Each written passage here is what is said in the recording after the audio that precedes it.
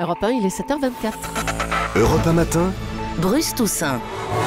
Bonjour Guy Birenbaum. Bonjour à tous. Voici Vue du Net sur Europe 1. 3 lycéennes des Yvelines exclues de leur lycée pour avoir insulté une de leurs professeurs sur Twitter. La place de plus en plus importante prise par les réseaux sociaux a des effets prévisibles, comme le montre l'histoire impliquant 3 élèves de terminale du lycée Condorcet de Limay. Ces lycéennes âgées de 17 à 18 ans ont cru il y a un mois qu'elles allaient avoir un contrôle surprise le lendemain. Sans citer leur prof, elles ont balancé sur Twitter des insultes du genre « Je ne réviserai pas pour sa vieille gueule, elle peut crever, ma prof est une... » Je m'arrête. Oui, que s'est-il passé ensuite ? Ces tweets sont tombés sous le regard d'enseignants. Les 3 jeunes filles ont décidé de s'excuser, mais la proviseure a convoqué un conseil de discipline qui a prononcé leur exclusion. Elles ont été placées dans d'autres établissements. La proviseure aurait aussi décidé de porter plainte contre X pour des tweets qu'elle estime diffamatoires pour le lycée qui auraient été postés sur Twitter suite à ces exclusions. Alors, ce genre d'affaire d'insultes sur le web devient-il habituel ? Rien de neuf, Bruce. En février, des élèves de seconde d'un lycée de Sceaux ont créé de faux profils sur Facebook au nom de leurs profs et les ont insultés. 2 d'entre eux ont été virés.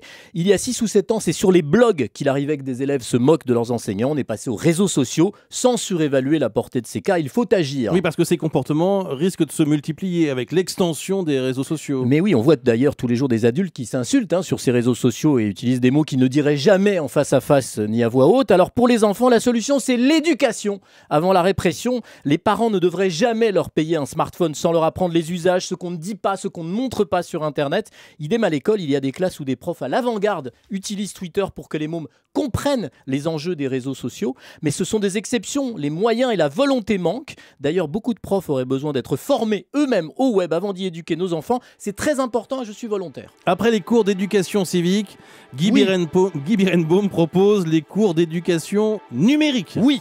Ou alors on fait tout ensemble. Pourquoi pas ? Ça peut être une Ça solution. peut être pareil. Merci beaucoup Guy.